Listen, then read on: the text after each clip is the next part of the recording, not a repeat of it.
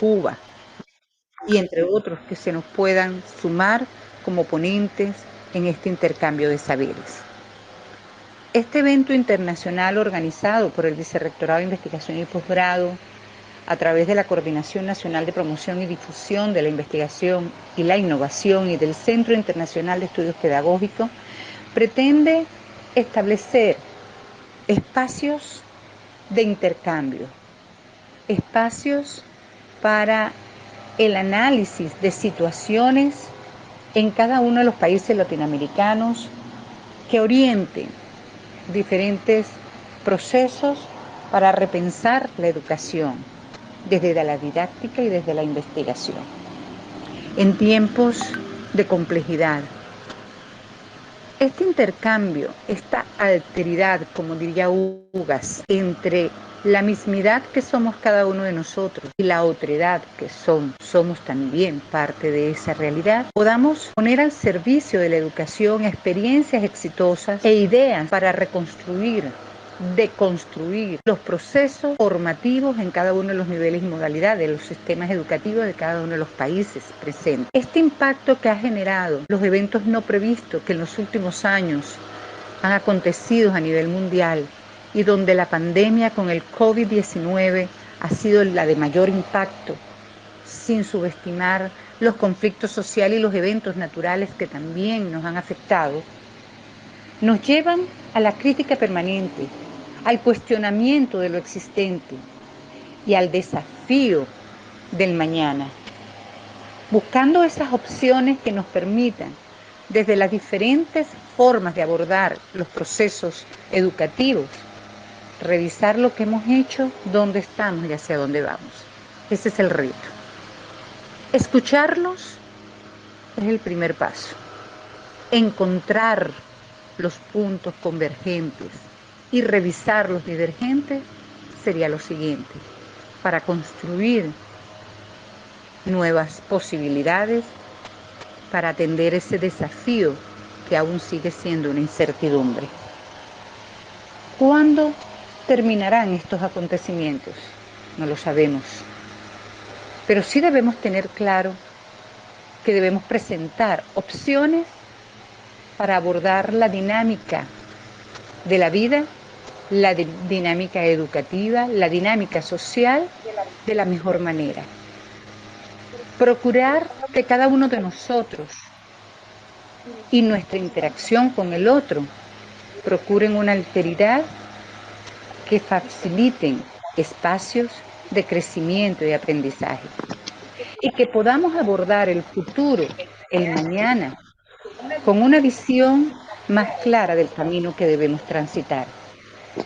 En la medida en que entendamos el caos, en la medida en que entendamos la crisis que lo generan circunstancias para las cuales no habíamos estado preparados, nos lleva a reflexionar sobre todas las adversidades que podríamos seguir encontrando. La capacidad de resiliencia que cada una de nosotros, las organizaciones, las individualidades, las comunidades, hemos puesto al servicio de nuestra misión, dan fe de la voluntad y disposición de encontrar alternativas innovadoras, creativas, que permitan el logro de los fines teleológicos de la educación. Era el momento, quizás impulsado por este caos, pero era el momento de repensar la educación. Por eso, en este espacio, en este encuentro de saberes, en este intercambio de experiencias, vamos a decantar ideas, estrategias, opciones que nos permitan juntos seguir abordando nuestra responsabilidad social. Bienvenidos a este magno evento. Gracias por estar aquí, pero lo importante, vamos a nutrirnos de estas experiencias y vamos a reflexionar nuestro accionar en cada uno de los espacios donde nos encontramos y podamos aportar hacia un mejor futuro. Gracias por estar aquí.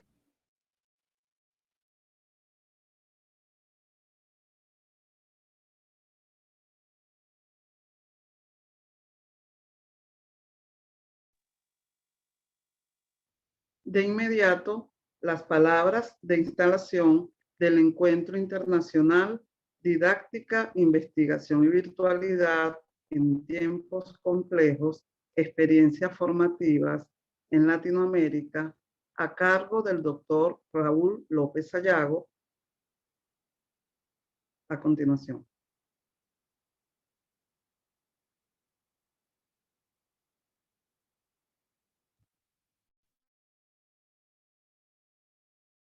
Muy buenos días.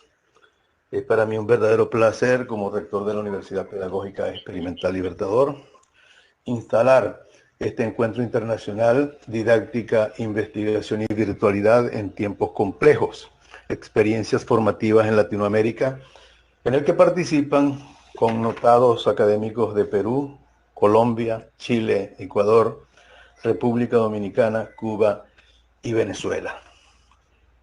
Estos tiempos complejos que estamos viviendo en el mundo motivan a los investigadores a buscar soluciones y establecer propuestas que permitan la continuidad en el ámbito universitario de la prosecución académica, de la prosecución en nuestras actividades de pregrado, posgrado y extensión.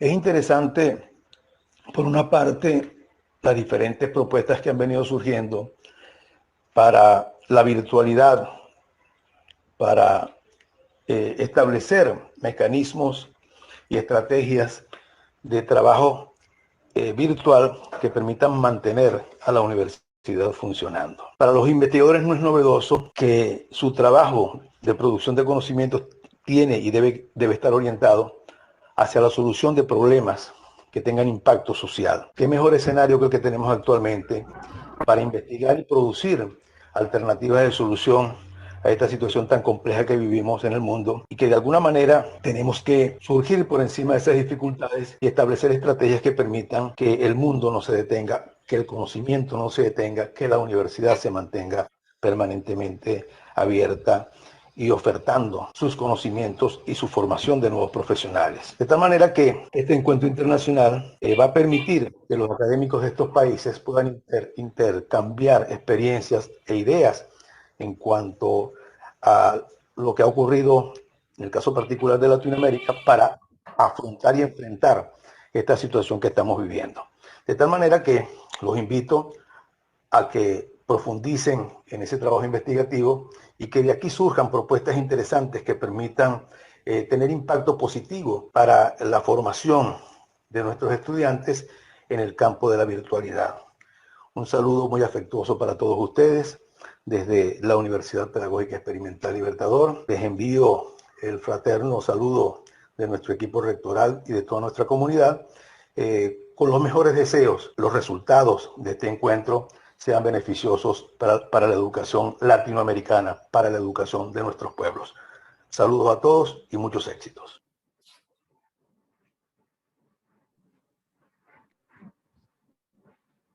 Agradecemos a nuestras autoridades por su intervención. Antes de comenzar, les informamos que en este evento programamos un ciclo de conferencias, 2 por cada día. Hoy, en esta mañana, iniciamos con la primera. También presentaremos un foro en el que intervendrán 6 foristas y contaremos con 50 ponentes quienes compartirán sus investigaciones, las cuales fueron organizadas en 3 áreas temáticas: didáctica, investigación y virtualidad. Es importante destacar que por cada área temática, la comisión académica seleccionará la mejor ponencia sobre la base de los siguientes criterios: temática actual e innovadora, un aporte de investigación al conocimiento disciplinar, pertinencia social y rigurosidad metodológica. Estas ponencias serán publicadas como artículos científicos en la revista Investigación y Posgrado, órgano de divulgación del Vicerrectorado de Investigación y Posgrado de la UPEL, el próximo año 2022. Para cumplir la tarea de la relatoría, durante el desarrollo de este evento me estarán acompañando la doctora María Eugenia Carrillo, directora de publicaciones de nuestra universidad y directora del Fondo Editorial de OPEL, la doctora Yanine Peñalosa, personal académico del Instituto Pedagógico Rural Gervasio Rubio, y la doctora Arismar Marcano, coordinadora general de investigación e innovación del Instituto Pedagógico de Caracas. Por otra parte, también queremos recordarles que si desean formular alguna inquietud o pregunta durante el desarrollo de nuestra primera conferencia de hoy, lo hagan a través del chat de Zoom. Al finalizar la conferencia, disponemos de 15 minutos para la sesión respectiva de preguntas. Como ya dijimos, hoy iniciamos con la primera conferencia del ciclo que les comenté anteriormente, con Alberto Cañas. Alberto Cañas es ingeniero en sistemas computacionales en el Instituto Tecnológico de Monterrey, México. Magíster en Ciencias de la Computación y PhD en Management Sciences de la Universidad de Waterloo, Canadá. Es doctorado honoris causa de la Universidad Castro Carazo en Costa Rica, cofundador y director asociado del Institute for Human and Machine Cognition. Ha enseñado en el Instituto Tecnológico de Costa Rica, la Universidad de Tulane y en el Instituto Centroamericano de Administración de Empresas, INCAE, en Costa Rica. Fue parte del Departamento de Ciencias de la Computación de la Universidad de West Florida. Ha estado involucrado en el uso de la tecnología en educación por su interés en comprender los aspectos tecnológicos del uso de la tecnología y de aprovechar sus conocimientos de computación para desarrollar soluciones innovadoras. Su investigación incluye uso de tecnología en educación, gestión del conocimiento, captura de conocimiento, recuperación de información e interfaces humano-máquina. Actualmente está involucrado en proyectos de investigación en la institución de la cual es cofundador, sobre modelaje y representación de conocimiento, herramientas de colaboración para educación e investigación, herramientas para navegar por modelos multimediales, educación a distancia y memoria corporativa. Ha publicado extensamente y ha impartido conferencias en muchos países en América Latina y del norte, Europa, África y Asia. El título de la conferencia del doctor Alberto Cañas es Desarrollo de habilidades de pensamiento de orden superior durante la construcción de mapas conceptuales. Bienvenido nuevamente, doctor Alberto Cañas. El derecho de palabra es suyo.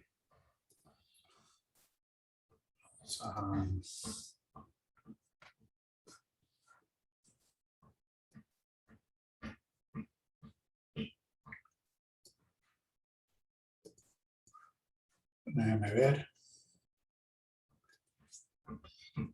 Bueno, muchas gracias, Yaritza, y gracias a los organizadores por la invitación a participar en esta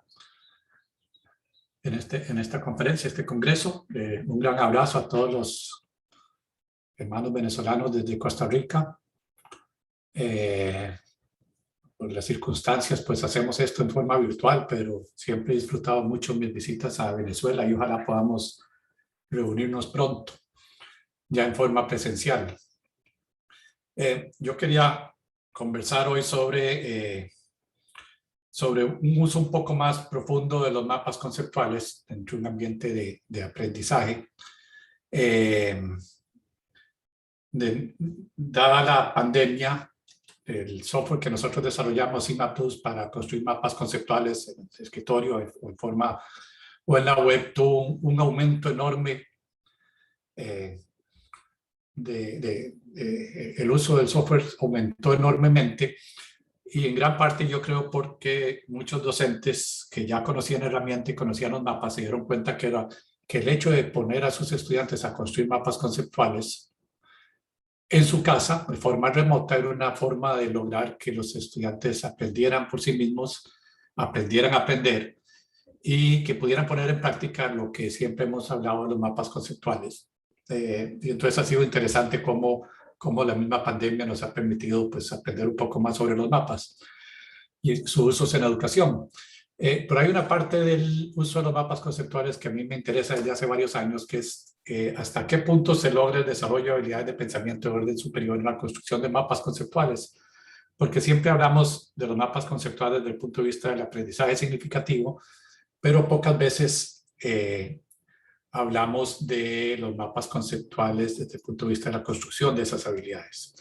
Este es un trabajo que he estado desarrollando ya por muchos años en el instituto que yo fundé, del cual ya me pensioné, ahora vivo en Costa Rica. Este instituto de investigación lo fundé en Estados Unidos, que trabaja mucho en la computación centrada en el humano y en la cual para todo trabajo que tiene que ver con el humano nos ha interesado siempre la fundamentación teórica. Y yo entré al trabajo con los mapas conceptuales y trabajé ya por 30 años con el doctor Novak, el creador de los mapas conceptuales. Y en gran parte porque me interesaba todo lo que tenía que ver con captura de conocimiento de expertos, ya fuera cardiólogos, científicos de la NASA. O lograr que un niño de quinto grado nos exprese lo que sabe sobre volcanes. No es diferente de lograr que un científico de la NASA nos exprese lo que sabe de las dificultades de ir a Marte, por ejemplo. Y los mapas conceptuales tienen una fuerte fundamentación teórica, y voy a hacer un repaso de esa fundamentación, porque eso nos ayuda a entender cómo logramos en la construcción del mapa desarrollar esas habilidades de pensamiento de orden superior. Los mapas conceptuales facilitan la expresión del conocimiento de forma explícita. Y el conocimiento es una palabra interesante porque hablamos de construcción del conocimiento, hablamos de que los niños construyen su propio conocimiento. El conocimiento no se transfiere, se construye, pero se puede representar, se puede modelar. Pero pocas veces decimos, bueno, ¿y qué es el conocimiento exactamente? Pocas veces lo definimos. Y nosotros hablamos del conocimiento declarativo desde el punto de vista de la teoría del conocimiento y la teoría del aprendizaje de Ausubel y Novak. Igual como lo podemos fundamentar en Ausubel, hay investigadores que trabajan el conocimiento desde el punto de vista de Piaget, Vygotsky, e igual logramos a una definición bastante análoga en que el conocimiento está compuesto por conceptos que son regularidades percibidas o patrones, objetos y acontecimientos, y de cual los humanos somos sumamente efectivos en aprender conceptos desde una edad muy pequeña. Ya un niño de 2 a 3 años maneja una cantidad de conceptos enorme. Puede ver una mesa y sabe que una mesa de 3 patas es una mesa alta es una mesa redonda es una mesa, si tiene 4 patas es una mesa, y todo eso es una regularidad en que todos esos objetos son mesa, y puede lograr percibir esa regularidad. Hay conceptos más interesantes que son los acontecimientos o cambios en conceptos, y no va a tener mucho tiempo de profundizar. Por ejemplo, un aumento en la calidad de educación es un concepto en que se da un cambio, y mapas conceptuales de acontecimientos o cambios de este tipo nos llevan a explicaciones más profundas, y tal vez pueda tocar, si me da tiempo, este tema un poquito más adelante. Pero los conceptos son vida, por ejemplo, la célula, el color azul. Tal vez no lo percibimos todos igual, pero el color azul, vemos algo azul y lo reconocemos como azul. Un barco. Ahora, el barco en sí, si yo les digo la palabra barco, no les estoy diciendo nada. Ustedes pueden estar pensando, bueno, el fin de semana me subí en un barco, me mareé, no quiero saber nada de barcos. O puede estar pensando, este próximo fin de semana voy a ir con mi novio, mi novia a velear y va a estar muy bonito. El barco en sí, como concepto, no les transmite lo que yo estoy pensando, pero inmediatamente el barco ustedes lo enlazan y lo ponen en un contexto propio y le dan un contexto. Entonces, el concepto en sí no es conocimiento.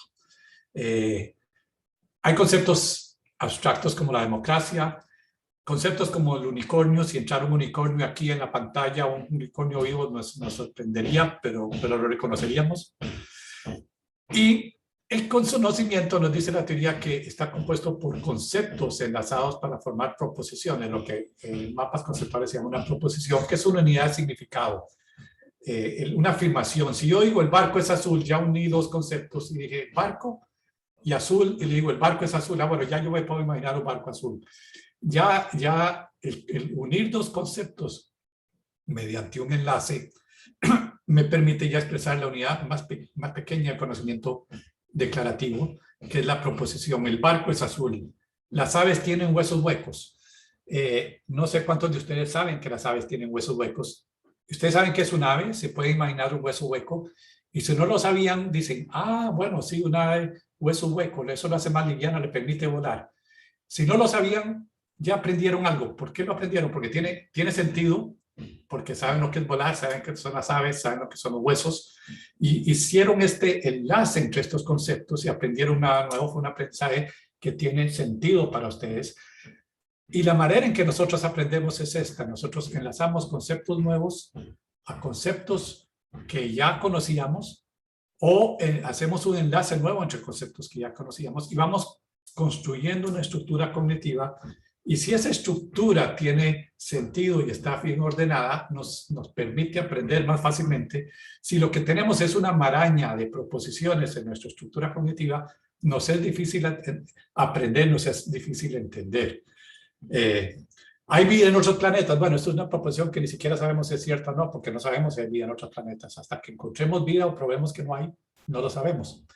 Entonces, si entendemos que nosotros construimos conocimiento enlazando conceptos y creando estas proposiciones, el mapa conceptual lo que hace es nos permite expresar de forma gráfica esas proposiciones.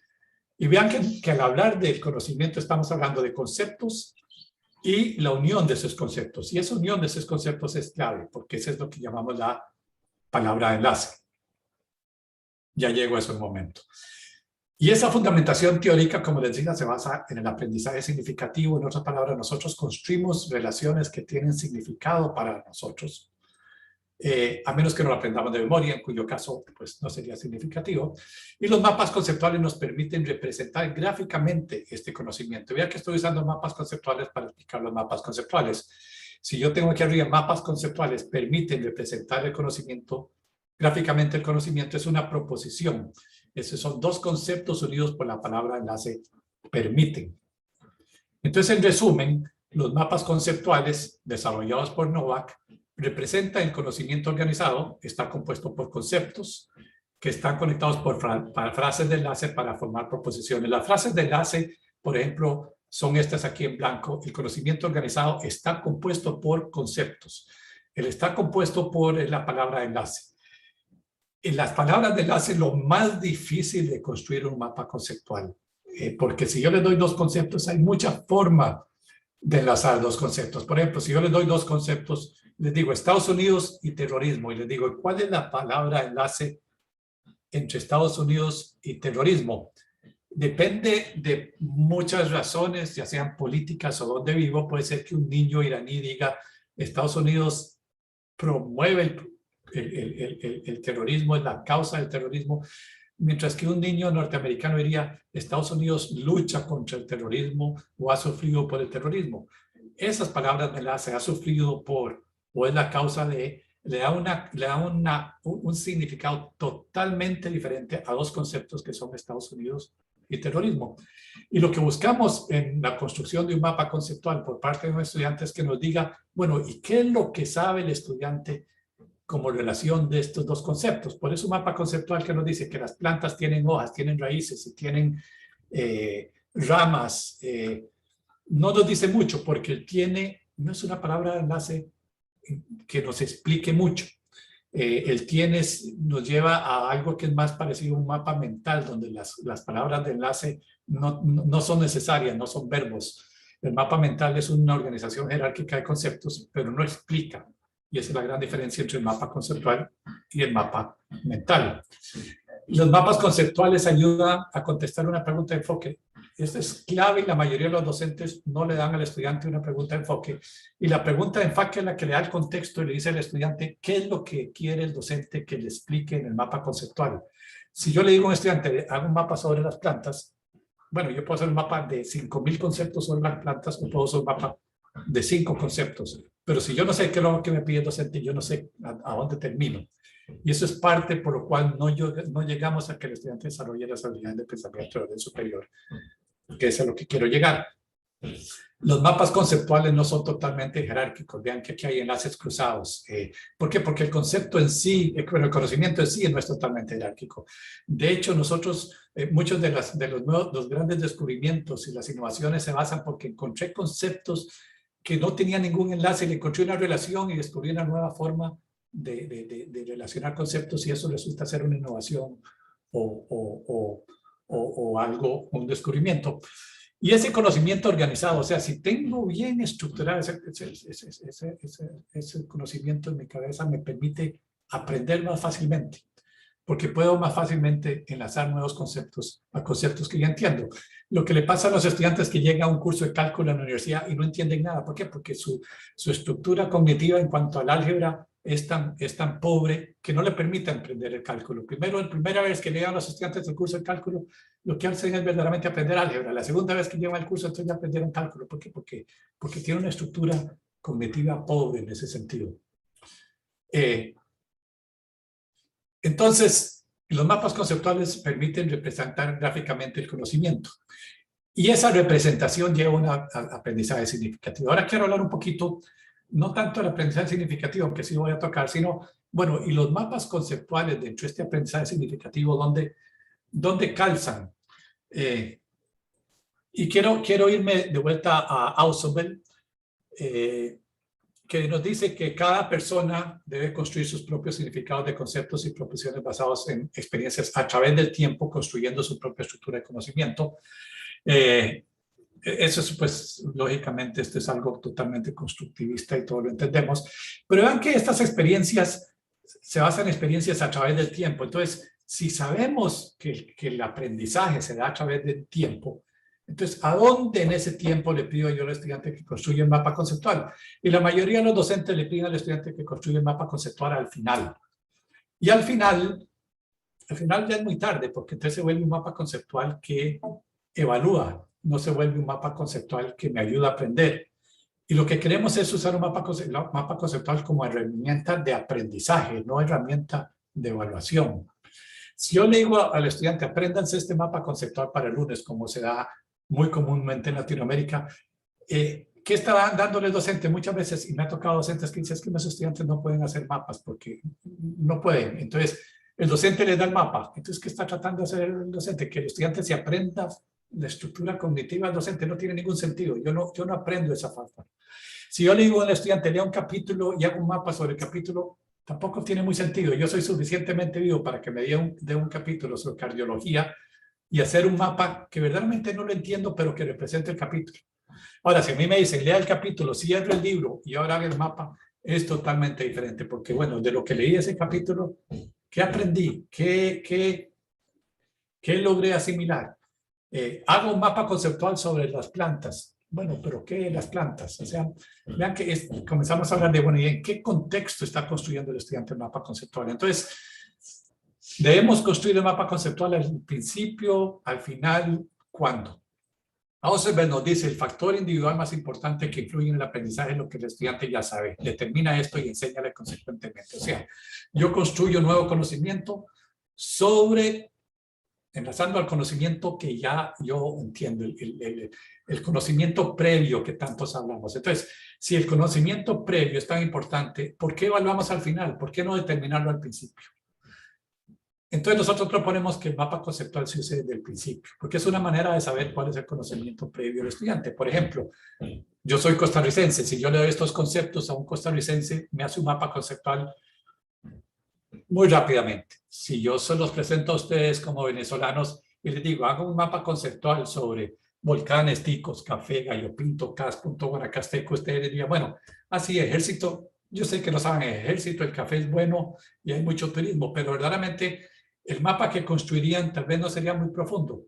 Si estamos aprendiendo sobre Costa Rica en estudios sociales, yo como docente me daría cuenta, en primer lugar, de cuánto saben sobre Costa Rica, y si alguno de mis estudiantes vivió en Costa Rica o es costarricense, inmediatamente me daría cuenta y lo trataría de forma diferente, le ayudaría de forma diferente, porque si no se me va a aburrir en clase.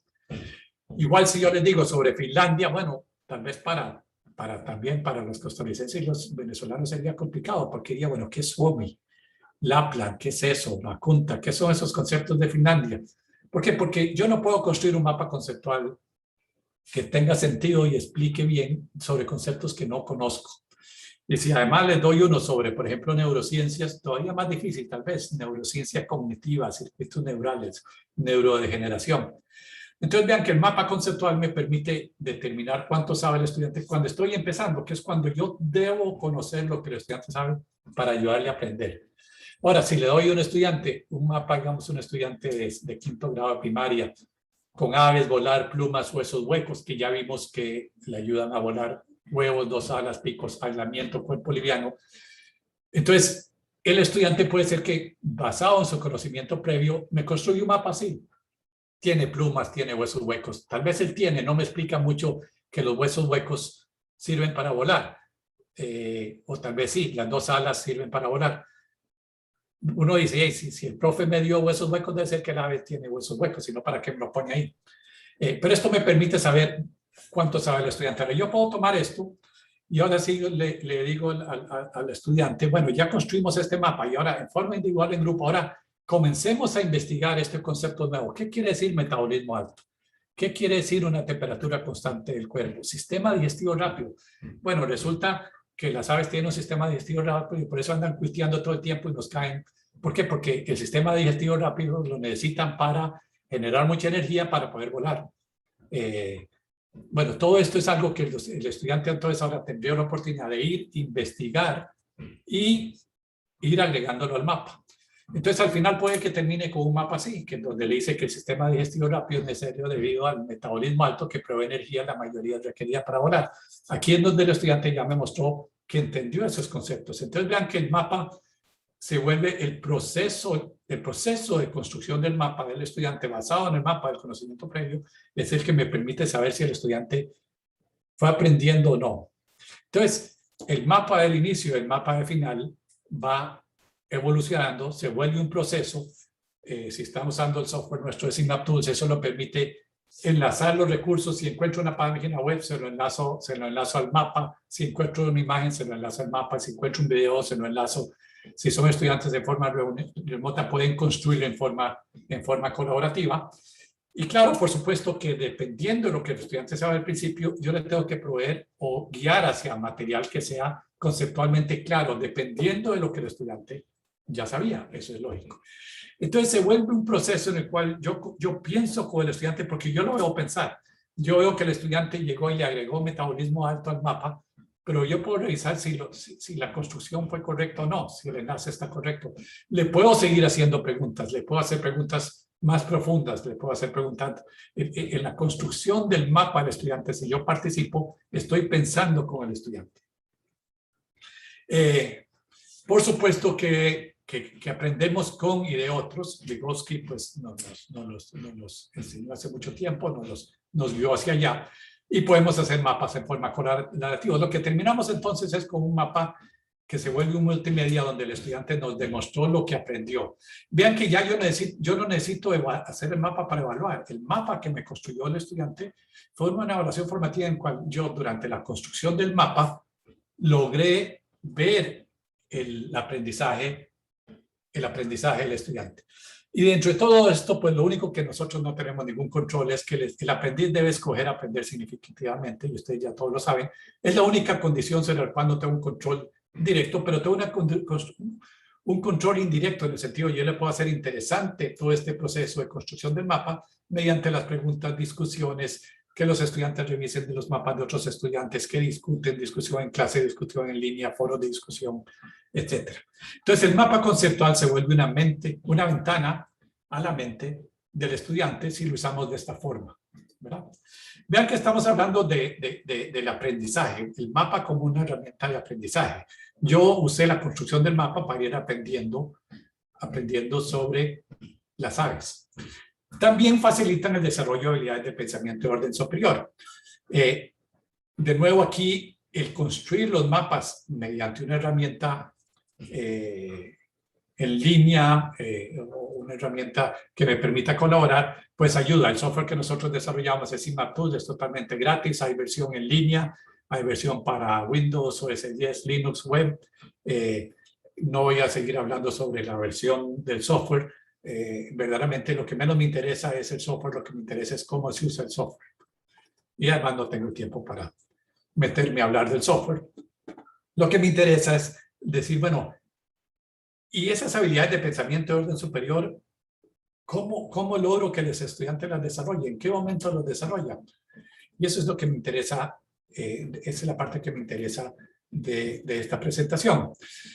Las habilidades de pensamiento de orden superior son es un área sumamente interesante de investigar, y yo me metí por bastante tiempo a tratar de entenderlo. Y resulta que, como decimos en Costa Rica, es un arroz con mango. Hay un montón de habilidades: pensamiento crítico, capacidad de síntesis, pensamiento diferente, razonamiento deductivo, pensamiento creativo, pensamiento inferencial, pensamiento reflexivo, razonamiento inductivo, capacidad de resolver problemas, habilidad de condición. Todos estos son habilidades de pensamiento de orden superior, pero la literatura ni siquiera nos deja claro cuál es la jerarquía, cuál es la relación entre ellos. Comencé a construir un mapa, no me gustó ni siquiera el mapa que construí, entonces me puse más bien a tratar de averiguar, bueno, cuáles de estas habilidades nos ayudan dentro de lo que es la construcción de los mapas. Y aquí quiero aclarar, porque viéndonos a Teams, a PISA, todas estas organizaciones que hacen estos internacionales, el aprendizaje sea el aprendizaje de contenidos y el aprendizaje de procesos de pensamiento, conocer, aplicar y razonar. Anteriormente estábamos hablando de aprendizaje de contenido, o sea, yo quiero aprender sobre aves, pero los procesos de pensamiento, conocer, aplicar y razonar, donde el estudiante es capaz de reconocer conceptos, relaciones, recordarlas, describirlos y dar ejemplos, y aplicarlos en contextos, conocimiento, hechos, relaciones, procesos y métodos. El estudiante puede analizar datos y otras cosas. Estos son temas que no quiero profundizar, pero que son temas que se han vuelto ya comunes, o sea, es en el discurso internacional de lo que es educación. Las habilidades de pensamiento de orden superior, inclusive hay una modificación de la taxonomía de Bloom, en que ahí hablamos de recordar, comprender, aplicar, analizar, evaluar y crear, en vez de la tradición, los sustantivos, pasar a verbos. Hay unas habilidades de pensamiento, una taxonomía digital de Bloom. Pero yo más bien lo que quería hacer era más bien una lista de cuáles son esas habilidades y su relación con los mapas conceptuales. Dewey, desde 1933, diferenció los niveles de pensamiento y nos dice que el pensamiento no ocurre de forma espontánea y es evocado por problemas y preguntas. Y aquí pongo preguntas en amarillo porque volvemos a la pregunta de qué debe contestar el mapa conceptual. ¿Se acuerdan que lo decimos que el mapa conceptual requiere una pregunta de enfoque y pocos docentes le dan una pregunta de enfoque al estudiante? Y resulta que experimentos que hemos hecho nos han demostrado que la pregunta de enfoque tiene un efecto enorme en la calidad del mapa conceptual de los estudiantes. Y esto desde 1933 nos hablaba Dewey. Mantener el estado de duda y llevar a cabo indagación sistemática y prolongada. Esos son los fundamentos del pensamiento. Yo les decía que si el estudiante acá está construyendo el mapa, yo le puedo seguir haciendo preguntas. Tengo una pregunta de enfoque inicial, pero si yo estoy construyendo el mapa con el estudiante y estoy viendo ese proceso, las preguntas las puedo hacer yo, los estudiantes se pueden preguntar a nosotros. Y entonces esta indagación continúa en ese proceso. Si yo solo le digo al estudiante, haga un mapa y entréguemelo y le pongo una calificación, perdí toda esta oportunidad de indagación, de seguir haciendo preguntas, ¿verdad? Dewey diferenció los niveles de pensamiento, ¿verdad? Y lo que nos interesa es un nivel de pensamiento que vienen las preguntas. Entonces pongamos aquí abajo en amarillo preguntas e indagación. Newman nos habla de pensamiento de orden inferior, donde en aplicaciones rutinarias y mecanicistas que tienen un uso limitado de la mente. O sea, si yo no reto al estudiante con la pregunta de la construcción del mapa y solo le digo, hago un mapa de lo que usted sabe y lo hace en 2 minutos, porque lo hemos visto, que un estudiante llega y se siente y lo hace y dice, esta es una tarea, la tengo que entregar, no le dedica tiempo. Ahí no hay ningún tipo de pensamiento de orden superior que nos interese, o muy poco, eso no nos interesa. El pensamiento de orden superior, nos dice Newman, se logra a través de interpretación, análisis y manipulación de información. Vea, interpretación, análisis y manipulación. Eso nos interesa el estudiante que interprete, analice y manipule información. Vean lo importante que son la interpretación y el análisis de información en este mundo de misinformation, de información falsa, de toda la información sesgada que nos encontramos en los medios sociales y en la web. Interpretar y analizar información para resolver un problema, o ya solo saber interpretar y analizar información es clave, nos interesa. La importancia, nos dice King, de la capacidad de reconocer el contexto de la situación. O sea, si yo estoy resolviendo un problema, ¿cuál es el contexto? Y puedo tomar resultados de otro contexto y aplicarlos. El contexto nos lo da la pregunta de enfoque. O sea, ¿cuál es la pregunta que yo estoy contestando como estudiante que el docente me enmarca y ya yo sé dónde tengo que razonar? Y esto es clave. Por eso volvemos a la pregunta dado en el contexto que nos habla King. Barrack nos habla de la transferencia de la habilidad de pensamiento de orden superior, o sea, aplicar el conocimiento adquirido a nuevas situaciones o nuevos contextos. Clave. Norris y Ennis en el 89 nos definen la habilidad de pensamiento de orden superior como pensamiento crítico, pensamiento reflexivo, habilidad cognitiva, o sea, pensar sobre lo que estoy haciendo, reflexionar sobre lo que estoy haciendo. Vean que esto lo logramos y la construcción del mapa es un proceso, y vamos a volver a esto. Esto nos interesa muchísimo. La mayoría de las veces estudiantes llegan, hacen el trabajo y ni siquiera reflexionan, no piensan en forma crítica sobre lo que están haciendo. Metacognición, pensamiento crítico. Hay microhabilidades en una revisión de la taxonomía Bloom que nos interesa. Extrapolación, evaluación, explicación, síntesis y análisis. Volvemos al análisis. Explicación nos interesa mucho. Nos cuesta que los estudiantes aprenden a explicar, que puedan comunicarse bien y explicar lo que conocen. Hacer una síntesis es clave. La argumentación, según Corfis, es un punto focal del pensamiento crítico. O sea, poder defender y argumentar con otros lo que yo sé. O sea, defender mi mapa conceptual o poder criticar el mapa conceptual de otro y poder argumentar sobre conceptos y sobre conocimiento. Hay otros, y podríamos seguir: resolución de problemas, pensamiento creativo, pensamiento lógico, razonamiento, y seguimos con una lista enorme. Esta lista que tenemos aquí, para mí es suficiente: preguntas, indagación, interpretación. Entonces, si el aprendizaje se da en términos de habilidades de pensamiento, orden superior y contenido de la materia, si vemos este gráfico, en el eje X tenemos el conocimiento del contenido de la materia.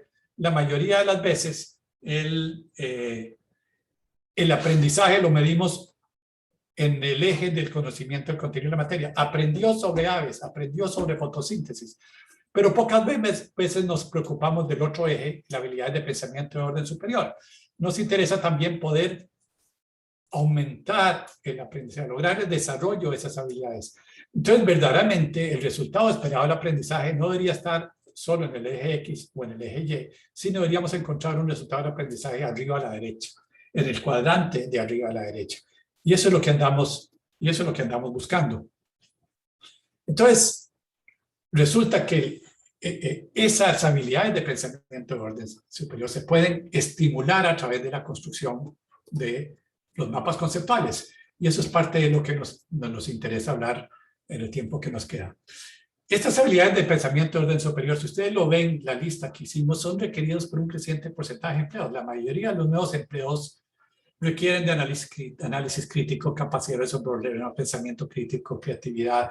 De hecho, muchas veces los estudiantes consiguen empleo en áreas que no tienen que ver mucho con lo que estudiaron, pero su capacidad en esto les permite aprender rápidamente el contenido de cualquier otra área y desenvolverse en carreras que tal vez ni siquiera existían cuando se graduaron. Entonces esto ejerce una presión sobre los estudiantes. Los estudiantes se dan cuenta de esto. Y por supuesto, entonces, el desarrollo de habilidades de pensamiento de orden superior es propuesto por las instituciones educativas. Y a nosotros como los docentes nos dicen, bueno, ahora usted tiene que desarrollar estas habilidades en los estudiantes. Y uno dice, bueno, ¿y cómo? ¿Qué hago? No es tan fácil, ¿verdad? Es que tenía que enseñarle fotosíntesis, ahora que le enseñara. Cuando el estudiante aprende fotosíntesis, tengo que desarrollar esas habilidades. ¿Y con qué lo desarrollo? No es tan fácil. Es más fácil aprender el contenido de materias que la construcción el desarrollo de esas habilidades.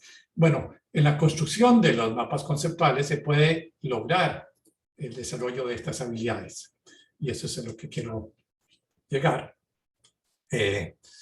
Y volvemos a que el proceso es más importante que el producto final. Vean que la mayoría de estos temas que hablamos de análisis, metacognición, todos esos son conceptos que nos interesan como parte del proceso, no tanto del final de si aprendió o no, sino cuál fue el proceso del aprendizaje.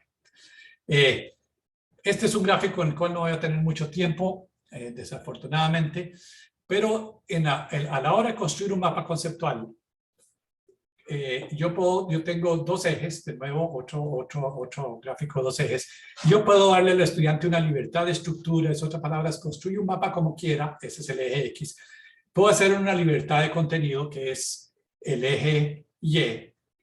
Y dependiendo de las condiciones que yo le doy al estudiante, yo puedo moverme en este eje. Por ejemplo, es muy común en un taller, empezando un taller con docentes que he trabajado mucho, decirle al docente, haga un mapa conceptual inicial sobre un tema que a usted le interese, jardinería, o sobre ciclismo, ¿por qué le gusta la fotografía? ¿Verdad? ¿Qué le encuentra en la fotografía? ¿Cómo la fotografía lo motiva? Ahí estaríamos arriba a la derecha, donde dice sin condiciones, donde yo decido de qué lo hago, yo decido cuál es la pregunta, y entonces yo hago un mapa sobre lo que me da la gana. Ahí no hay ninguna condición. Entonces ahí estamos arriba a la derecha. ¿No? Hay una libertad de estructura completa y una libertad de contenido. Abajo a la izquierda, donde en el punto 00 de estos dos ejes X y Y, está totalmente lo opuesto. El docente que le da el mapa al estudiante para que se lo aprenda de memoria. Y ahí lo único que logramos hacer es ejercitar la memoria del estudiante, porque nada le sirve al estudiante aprenderse la estructura cognitiva del estudiante, aprenderse la estructura cognitiva del docente. Esa no es la manera en que aprendemos, pero hay docentes que lo hacen. Dentro de estos dos extremos, tenemos un montón de condiciones en las cuales el docente puede jugar. Por ejemplo, anteriormente dijimos, bueno, y si le damos una lista de conceptos sobre aves, bueno, ahí estaríamos hablando de darle una lista de conceptos. Vean que ahí ya le estoy dando la libertad de contenido, se limita. Yo le digo, hago una mapa sobre estos conceptos. Hay una libertad de estructura porque al darme ese contenido ya me está limitando la estructura. Pero como docente yo estoy consciente. Entonces, le quito libertad de estructura, le quito libertad de contenido, pero como yo lo que quiero saber es cuáles son los conceptos previos sobre aves, el conocimiento previo, entonces yo tomo esa decisión. Entonces, es el como docente, si yo entiendo que yo puedo darle un concepto raíz, una pregunta de enfoque más lista de conceptos, etcétera, esto lo que me permite es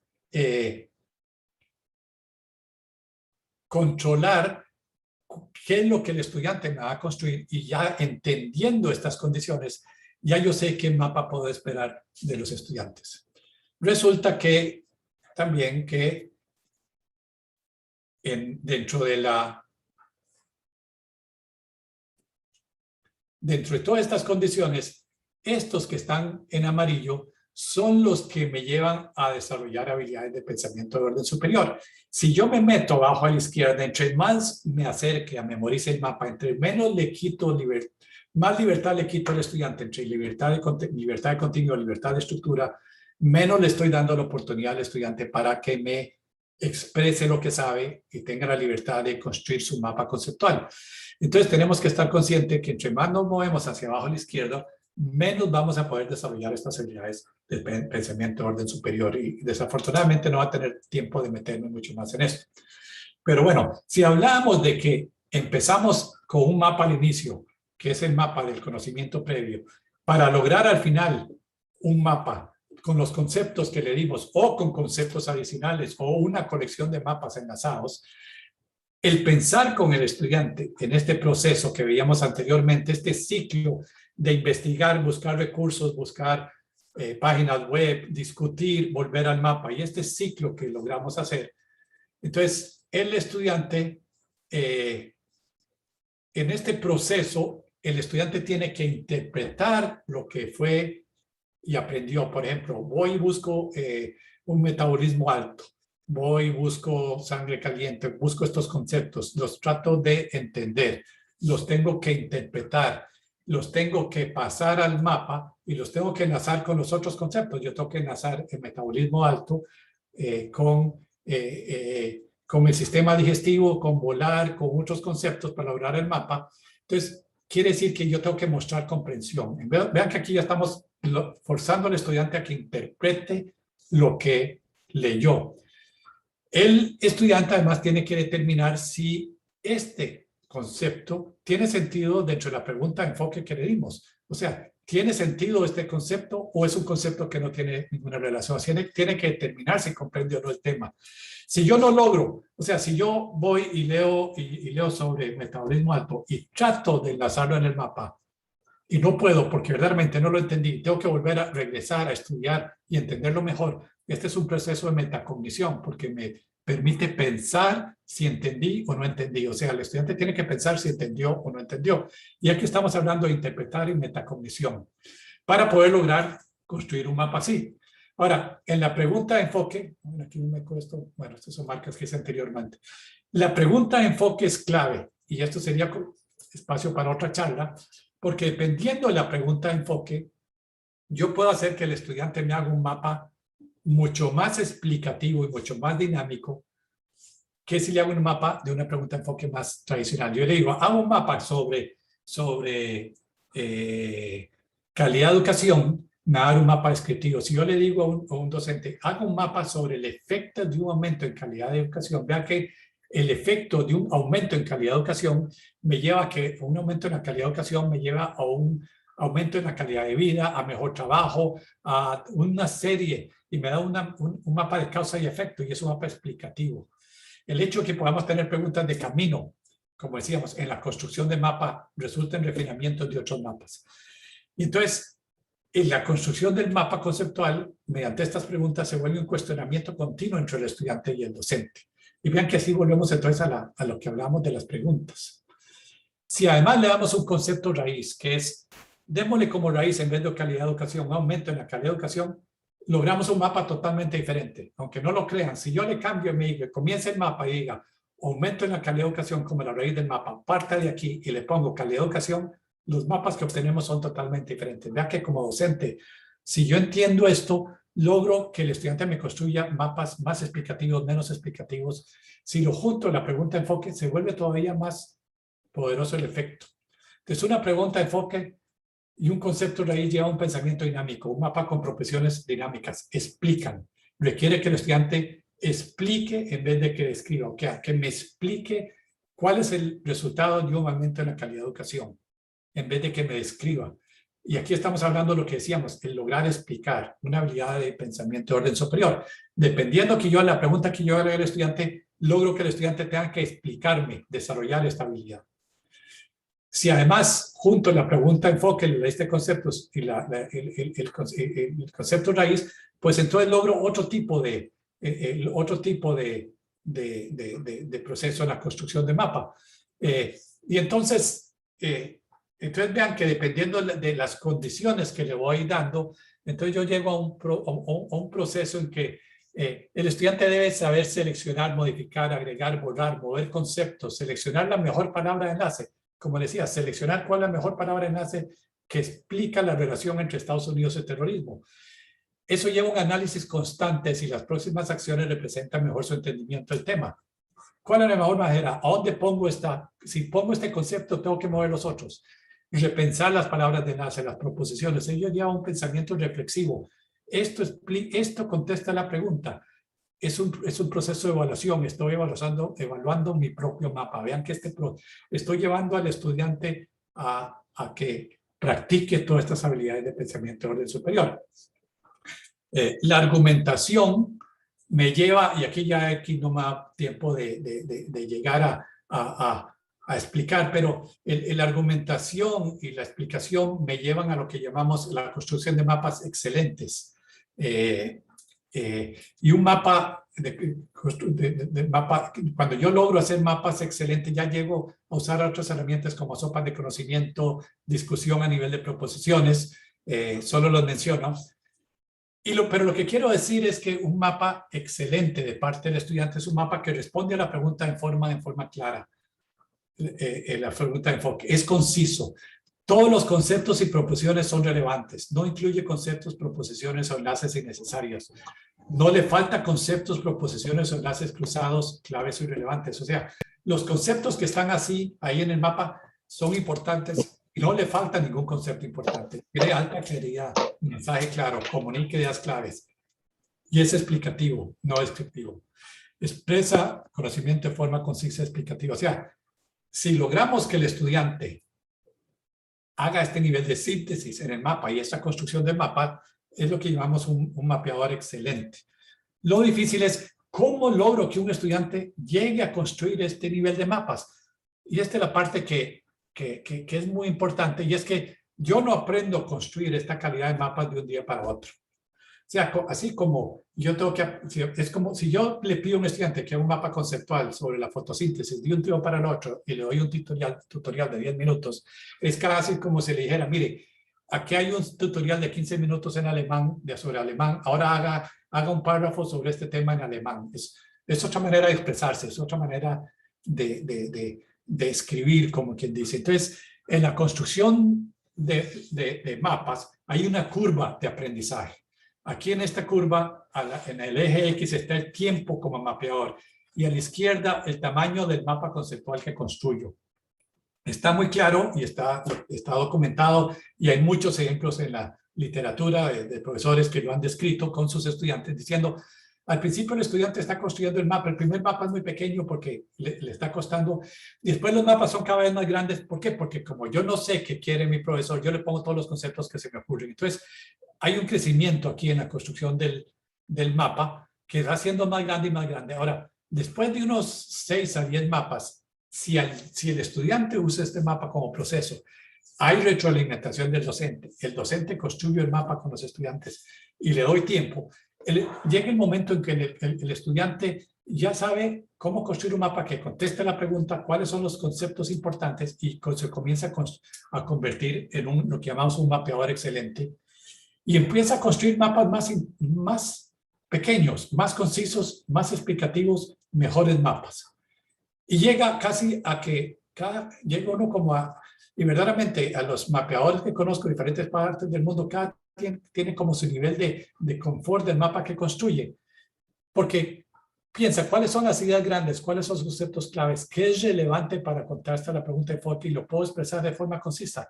Yo normalmente no necesito 40 conceptos para expresar algo. Si la pregunta está bien hecha, con 7, 8, 10 conceptos bien escogidos lo contesto. Pero vean que lograr construir esos mapas toma tiempo, ¿verdad? Y resulta que es cuando yo logro llegar a construir ese tipo de mapa, cuando la construcción del mapa ya no se vuelve un problema, cuando la herramienta es la mapa es una herramienta para pensar y para aprender, ahí es donde el estudiante está desarrollando estas habilidades de pensamiento que facilita, de pensamiento de orden superior. Pero la mayoría del tiempo, esas habilidades de mapeo no las logran aprender los estudiantes porque como docentes nunca los llevamos a ese punto, nunca les damos el tiempo, y como docentes a veces ni siquiera nosotros nos hemos dado el tiempo de llegar a dominar el mapa conceptual como una herramienta que nos permita llegar a este nivel de construcción de mapas explicativos, de reflexión en la construcción, de análisis crítico, etcétera. ¿Y qué es lo que entonces la mayoría de los estudiantes no logran, no desarrollan las habilidades de mapeo? ¿Por qué? Porque el tipo de mapas que los ponemos a hacer, lo que está haciendo es un mapa para evaluar, es un mapa para darle una calificación, no es un mapa ni para aprender, ni para desarrollar estas habilidades de pensamiento de orden superior. Entonces, esto es lo que quería conversarles. Ya se me acaban los 45 minutos y quiero que quede tiempo para preguntas. Lo hemos visto en diferentes países. Yo lo he visto con los estudiantes, lo he visto trabajando con estudiantes en Latinoamérica, en Europa. He ido a dar muchos cursos en China con estudiantes chinos. Y he visto cómo dándole tiempo a los estudiantes llegan a dominar la herramienta y la herramienta se vuelve una herramienta para aprender y una herramienta para desarrollar estas habilidades de pensamiento de orden superior. Pero como docentes tenemos que entender esta herramienta, tenemos que saber cómo utilizarla y cómo sacarle provecho. Entonces, con esto, pues queda tiempo, yo creo, para preguntas. Les doy las gracias de nuevo por la invitación y quedo a la espera a ver si hay alguna pregunta. Gracias.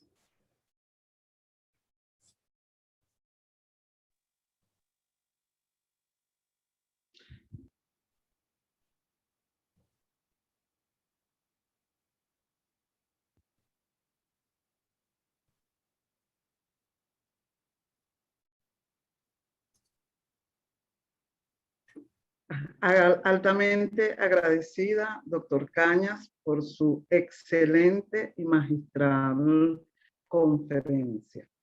El doctor Cañas nos presentó un análisis sobre cómo las decisiones que toman los docentes cuando solicitan a los estudiantes la construcción de mapas conceptuales afectan el aprendizaje del contenido de la asignatura o materia y también si esto ayuda al desarrollo de habilidades de pensamiento de orden superior, tales como el análisis crítico, la resolución de problemas, el pensamiento crítico, la creatividad, entre otros.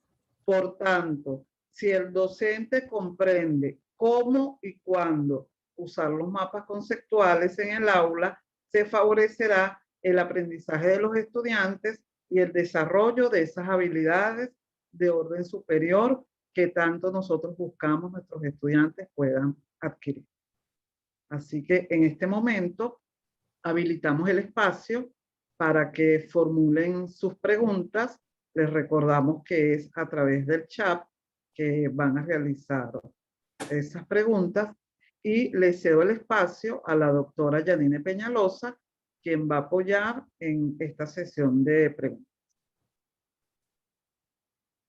Gracias, doctora Yaritza. Me uno a esas palabras de felicitaciones por la excelente disertación del doctor Alberto Cañas, un excelente tema que por supuesto pues es propicio para seguir construyendo el conocimiento, más cuando se trata pues de un recurso didáctico tan importante para el desarrollo de los procesos cognitivos como son los mapas conceptuales. Tenemos por acá algunas preguntas en el chat. Sobeida Zambrano nos dice: ¿será posible aplicar estos mapas conceptuales al estudio del cálculo diferencial e integral? Doctor Alberto, no sé, tengo varias preguntas, no sé si las leo todas y las respondo. No, vamos de una en una. Vamos de una en una. Perfecto, profesor. Entonces, esa es la excelente pregunta. ¿Quién hizo la pregunta? Sobeida. Y Génesis Bernardo, ok, tenemos, sí, la misma pregunta de la parte 2. Sí, en la parte de la matemática es sumamente interesante porque en la matemática hay dos aspectos, los conceptos y la operación. Y he tenido he trabajado bastante con profesores de matemáticas y la mayoría de los profesores, por ejemplo, yo les digo, bueno, y ustedes en álgebra, oiga, hablemos de cálculo, y el estudiante domina el concepto de función. Y muchas veces, profesor, sí, yo al principio pongo la definición y resulta que en la mayoría de los casos el estudiante no entiende el concepto. Y ojo, la mayoría de los profesores, o un gran número de profesores, no digo que en Venezuela porque no he trabajado con ellos, tampoco pueden hacer un mapa conceptual, por ejemplo, la diferencia entre una función y una ecuación. algo sumamente básico. Entonces, si nosotros comenzamos a manejar los conceptos de matemáticas y logramos que el estudiante entienda el concepto de función o entienda el concepto del área de una función, o qué significa un integral, o qué significa la derivada como concepto, los estudiantes logran entender qué es lo que están haciendo. De hecho, la mayoría de las veces el estudiante llega a cálculo y no entiende los conceptos de álgebra, es lo que yo le decía. Y es mediante la práctica en cálculo que logra entender los conceptos de álgebra, entonces pasa el cálculo a la segunda vez. Déjeme darle un ejemplo. Un colegio en Costa Rica, hace unos años, con una profesora cubana, comenzó a que sus estudiantes de secundaria hicieran mapas conceptuales de álgebra, de trigonometría, de los conceptos, no de la operación, no cómo resolver una ecuación, sino qué es una ecuación y cuáles son sus conceptos de la ecuación. Eso era un colegio con estudiantes con problemas de comportamiento, problemas de aprendizaje. Resulta que no les tomó un año, les tomó como 1 año y medio o 2 años, que en ese colegio, en todas las materias, usaron mapas conceptuales. En los exámenes nacionales que llaman de bachillerato aquí, que ahora le cambiaron el nombre, todos los estudiantes de matemáticas pasaron el examen, cuando normalmente aprobaban como la mitad de los estudiantes, tanto que el Ministerio de Educación enviaron a alguien a ver si había habido trampa. Y la profesora lo que decía era, es que los estudiantes entienden los conceptos, no solo entienden la operación, sino cuando están hablando de resolver una ecuación, saben qué es una ecuación, qué es lo que están haciendo. Ahora, no es fácil hacer un mapa conceptual sobre fracciones, no es fácil. Y entonces uno cuenta que a veces uno también no se ha sentado uno a pensar esos conceptos, pero perfectamente. De hecho, hay un libro, el resultado de uno de los congresos que hicimos sobre mapas conceptuales, que se puede conseguir sobre uso de mapas conceptuales en matemáticas. Y podría seguir hablando, pero mejor pasemos a otro tema. Pero sí, perfectamente, hay que concentrarse en los conceptos. Muy bien, gracias, doctor Alberto, por su respuesta. La doctora Karina Morales dice, excelente conferencia, un gran aporte para la construcción de conocimientos. Muchas gracias y felicitaciones para el conferencista. La profesora Gilde Rodríguez pregunta, ¿cree que es provechoso usarlo como herramientas de planificación de escritura, sobre todo pensando en textos complejos como un marco teórico, por ejemplo? Eso es usado mucho a la hora de organizar textos antes de escribir. Por ejemplo, yo como científico, a veces uno se siente a escribir un artículo científico y uno no tiene las ideas claras, entonces yo uso el mapa como una manera de organizar las ideas. No un mapa como la secuencia de las ideas, sino qué es lo que yo quiero explicar, qué es lo que yo quiero explicar en el texto. Hay otras personas que usan el mapa inclusive conozco una persona que lo usaba para organizar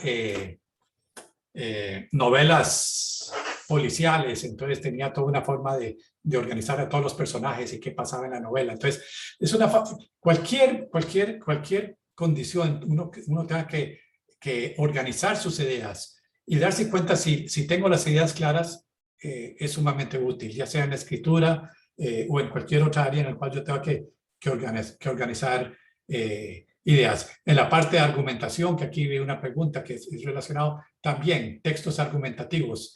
En textos argumentativos yo puedo hacer un mapa con una manera de comparación, una manera de argumentar. De hecho, hay como quien dice, una versión de mapas conceptuales que son mapas argumentativos, en el cual yo presento los argumentos en un mapa de una manera gráfica. Sí, perfectamente. Muy bien, gracias, doctor Alberto. Tenemos por acá el profesor Reinaldo Pérez Bernal. Dice, ¿hay algún método para enseñar a hacer mapas conceptuales a personas con discapacidad visual?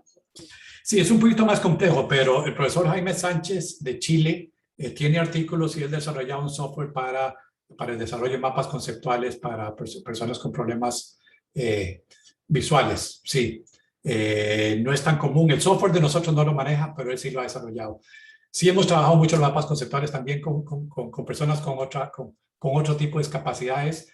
Lo hemos trabajado en Panamá y en otros países con problemas, personas que tienen problemas de expresividad o problemas con dificultades cognitivas usan el mapa conceptual como una forma de expresarse con resultados sumamente positivos, sí. Pero con problemas de visuales sí le hago busque Jaime Sánchez y mapas conceptuales y encontrará artículos y su trabajo en Chile. Muy bien. Dice por acá, buenos días, excelente, interesante tema. Muchas gracias. Eduardo Rengifo pregunta, interesante para la aplicación de la evaluación formativa. ¿Qué recomienda para la construcción de mapas conceptuales y organizadores gráficos durante la clase y con todo el grupo? ¿Qué recomiendo? Sí, que la usen. ¿Qué más? A veces uno trabaja, yo puedo hacer un mapa con todo el grupo con un proyector, una pizarra, lo puedo hacer a mano. Yo puedo trabajar, que los estudiantes trabajen en grupo y hagan el mapa en grupo, puedo hacerlos en forma individual.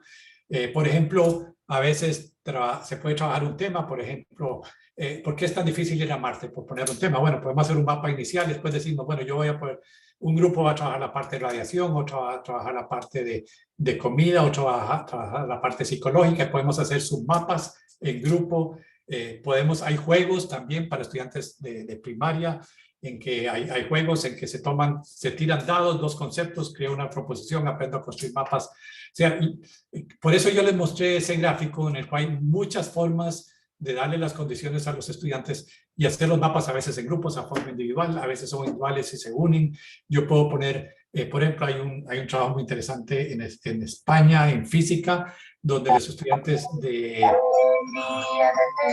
óptica, los profesores pusieron a los estudiantes a hacer mapas con una pregunta, después los estudiantes criticaban los mapas de los otros estudiantes, de los otros grupos, volvían a hacer esto, hacían otra crítica, la argumentación crítica, lo hicieron como 3 o 4 veces, después en una evaluación, le hicieron un examen a los estudiantes, los compararon con las evaluaciones de años anteriores y lo comprendieron los estudiantes, construyendo los mapas y argumentando y criticándose entre ellos, fue mucho más de lo que habían construido, de lo que habían aprendido con lecciones tradicionales. O sea, eso es otra manera de trabajarlo. Entonces hay muchísimo. Hay un congreso cada 2 años sobre mapas conceptuales que organizamos y ahí hay cantidad de artículos. Ese artículo de esa experiencia de la Universidad de Extremadura está ahí y hay muchísimas otras experiencias de cómo trabajar los mapas en el aula. Las posibilidades son muchas, no hay una forma. Como docentes sabemos que las diferentes condiciones, qué quiero que el estudiante aprenda, si es individual, en qué condición está. Si yo entiendo esas condiciones, por eso digo yo que hay que dominar la herramienta y saber cómo usarla en diferentes condiciones, no siempre es la misma. Muy bien. Sobeida Zambrano envía saludos de Ecuador. Daniela dice, profesora también de Ecuador, de la Universidad Luis Vargas Torres, pregunta, ¿el mapa conceptual cuando se enfoca en un acontecimiento tiene que ser rico en explicaciones o debe ser de manera descriptiva? Ok, cuando hablamos de explicaciones es cuando hablamos de casi siempre mapas que son más relacionadas con causa-efecto. Hay lo que se llama una proposición dinámica, de donde un concepto tiene efecto sobre otro concepto. Ahora, no hay nada malo que yo le pida a un estudiante que me haga un mapa sobre las partes de las plantas, debe conocerlas, pero también yo podría preguntarle cuál es la parte de las plantas y sus funciones. Ya si yo le pregunto las funciones, ya me dice, bueno, pero es que entonces las hojas tienen esta función, el otro tiene esta función. Entonces, dependiendo de las preguntas, yo puedo hacer una parte, puedo hacer un mapa descriptivo inicial, pero yo puedo pasar a un mapa más explicativo en que me vayan explicando y no solo descriptivo. El punto aquí, Daniela, es que la mayoría, el 90 y algo % de las proposiciones que encontramos en los mapas en nuestros servidores son descriptivos. Y son descriptivos al punto de que es tiene, y entonces son jerárquicos, son de contenido, no son palabras de enlaces ricas. Y entonces cuando yo le doy una pregunta de enfoque que pido causa y efecto, o le doy un concepto raíz que me lleva a causa-efecto, estoy forzando al estudiante a que me explique. Y eso es lo que queremos. Y no necesariamente todos los mapas deben ser explicativos, pero yo quiero forzar al estudiante que aprenda a hacer ese tipo de mapas y que me haga ese tipo de mapas cuando yo quiero que me los haga. Entonces, ya después no quiere decir que todos tienen que ser, a veces pueden ser descriptivos, pero que existe esa capacidad. Muy bien, el doctor Gili González de la UPEL Maracay, Venezuela, pues envía sus felicitaciones a los organizadores, excelente conferencia, interesantes aportes del doctor Alberto Cañas. La ingeniero Melina Veras de la Universidad Técnica Luis Vargas Torres de Ecuador dice, ¿es posible aplicar este método de los mapas conceptuales en materias tan complejas como matemática o la química? Vean, yo tengo una colección de varios cientos de mapas de científicos de la NASA sobre exploración espacial. y he hecho mapas de las dificultades de ir a Marte, de proyectos de ir a traer un asteroide y ponerlo en órbita alrededor de la Luna. Cualquier conocimiento que yo pueda expresar, se puede expresar con mapas conceptuales. De hecho, el uso mayor de mapas conceptuales en educación es en ciencias y para el uso científico. Ahora, no solo en ciencias desde el punto de vista de aprendizaje. Yo he hecho mapas conceptuales con estudiantes de doctorado donde les pido que hagan un mapa conceptual sobre cuál es la pregunta que su investigación de doctorado está haciendo. Y créanme que la mayoría de los estudiantes tienen dificultad en hacer un mapa conceptual sobre su tesis de doctorado, muchas veces cuando ya están terminando la tesis. O sea, saben, hicieron la revisión bibliográfica, tienen los datos y todo, pero ¿cuál es la pregunta clave? ¿Cuál es su contribución al conocimiento de la humanidad de su investigación de doctorado? Ya sea en ciencias, en otras áreas, y a veces tienen dificultad, aunque no me lo crean. Pruébenlo. ¿Por qué?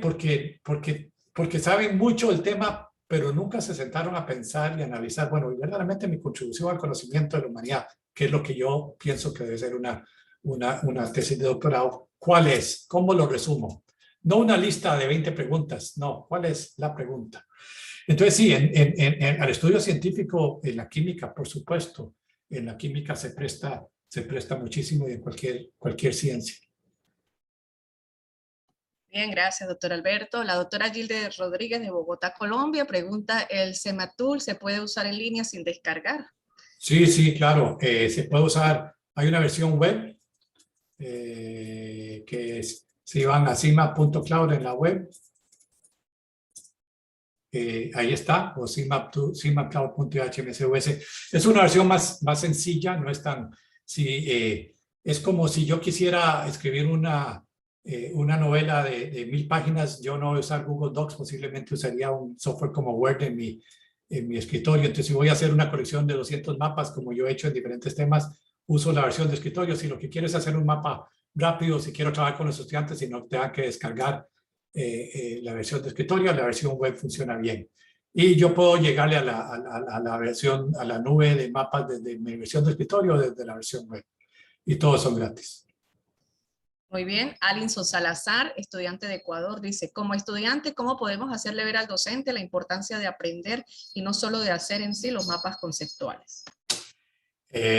Bueno, una parte es el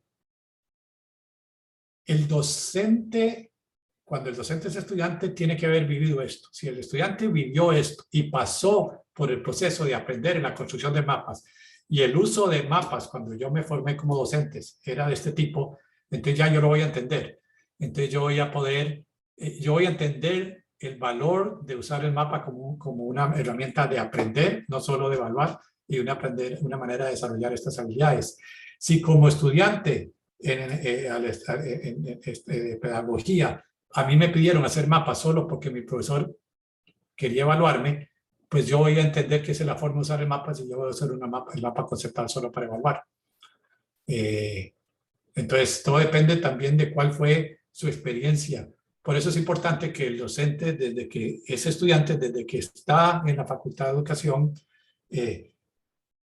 aprenda como estudiante cómo utilizar los mapas de esta forma. O sea, tenemos que predicar con el ejemplo y no decirle, mire, yo uso el mapa para evaluar, pero usted úselo para aprender. No funciona, ¿verdad? Así es, doctor Alberto. Muchas gracias. Génesis Bernal, estudiante de la Universidad Técnica Luis Vargas Torres de Esmeraldas, Ecuador, pregunta, ¿la única forma de desarrollar habilidades de orden superior es mediante la construcción de mapas conceptuales? No, por supuesto que no. De hecho, si usted está llevando un curso de física, la cantidad de problemas que tiene uno que resolver, o está llevando un curso de matemáticas, se está desarrollando estas habilidades de resolver problemas, de analizar, de sintetizar, o sea, todas estas habilidades las desarrollamos constantemente, por supuesto, dependiendo del ambiente en que estoy en la clase. Lo que pasa es que el mapa conceptual también puede desarrollarlo. Y a veces damos como un hecho de que se desarrollan, pero no necesariamente, depende de cómo se usa el mapa conceptual. Entonces, como docentes nos dicen, usted tiene que desarrollar estas habilidades en el estudiante. Entonces uno dice, bueno, ¿y cómo lo hago? Bueno, esta es una forma, no es la única. Si fuera solo esto, si solo de esta manera se pudiera desarrollar, pues nadie más estaría desarrollando estas habilidades, y todos nosotros las desarrollamos tal vez anteriormente cuando estudiamos sin aprender a hacer mapas conceptuales. Y trabajo también en pensamiento computacional. He estado trabajando en 30 años en Costa Rica. Todos los niños en Costa Rica aprenden a programar en la educación pública primaria. Eso también desarrolla habilidades. Muchas de esas habilidades son diferentes. Está enfocado más en la resolución de problemas, abstracción, modularizar.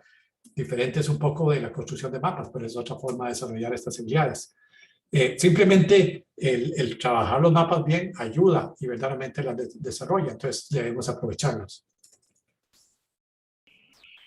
Así es. El profesor Guillermo dice, ¿será posible aplicar estos mapas conceptuales al estudio científico en la química? Bueno, creo que eso ya lo contesté, sí, ¿verdad? Sí, sí, claro. Exacto. Daniela Alcibar dice, muchas gracias por aclarar las preguntas. Me gustó mucho los aportes del doctor Alberto Cañas sobre mapas conceptuales. Bueno, acá otra persona comparte, Jorge Eliezer Martínez, en aplicaciones como Canva o Moidomo para hacer mapas conceptuales. Sí, o sea, hay muchas herramientas para desarrollar mapas conceptuales. Nosotros desarrollamos la nuestra, es usada en todo el mundo, pero a mí, verdaderamente en el fondo lo que me interesa es que los mapas conceptuales se usen bien, no que se aprovechen. Yo no gano nada si uso mi herramienta, no, nosotros la dimos gratis. Hay, no sé, 20, 30, 40 millones de usuarios. Hay países donde todas las máquinas que se instalan en las escuelas llevan el software nuestro gratis. Así es que tal vez si hubiera comprado cobrado $1 por cada descarga, sería millonario, pero bueno, no se trataba de eso. Entonces, si usen la que les sirve, la de nosotros, pues por supuesto está disponible y está en español. Muy bien, gracias, profe Alberto. Bien, si alguien quiere hacer otra pregunta, puede abrir su micrófono y hacerle la pregunta al doctor Alberto Cañas. Por el chat ya han finalizado las preguntas y comentarios.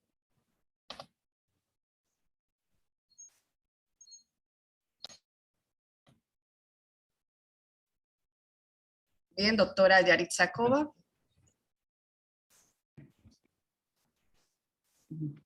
Gracias, doctora Yanine Peñalosa. Y nuevamente, doctor Alberto Cañas, le damos las gracias por su invaluable aporte a la enseñanza o al trabajo que podemos hacer desde las aulas utilizando los mapas conceptuales, sobre todo porque es una manera de también, no solo que ellos aprendan conocimiento disciplinar, sino también a desarrollar esas habilidades superiores que son tan claves y básicas para nuestros niños, nuestros adolescentes y también nuestros estudiantes de educación superior, que a veces nos damos cuenta de que hay que trabajarlas y hay que desarrollar.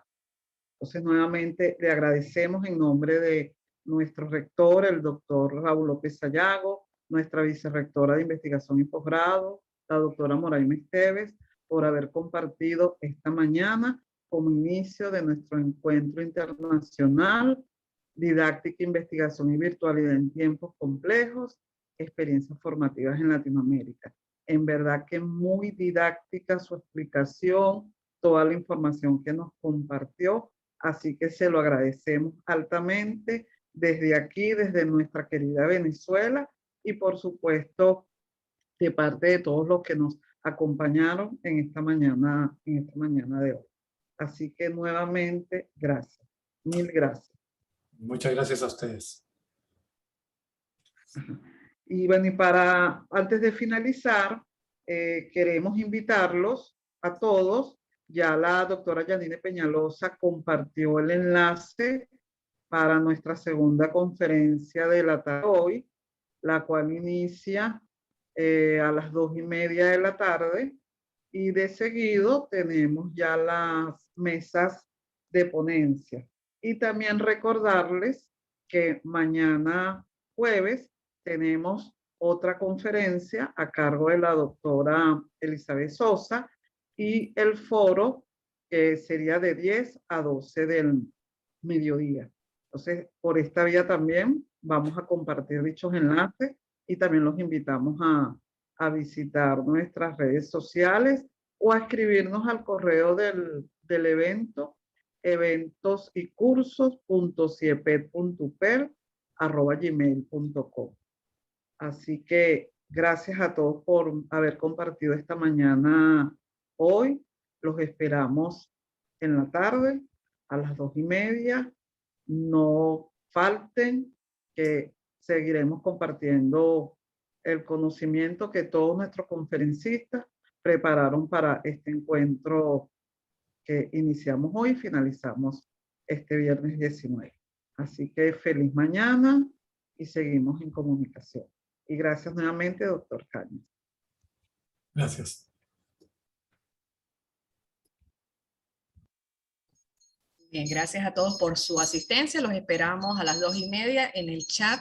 Tienen el enlace de la sección de la tarde. Feliz mañana y feliz mediodía.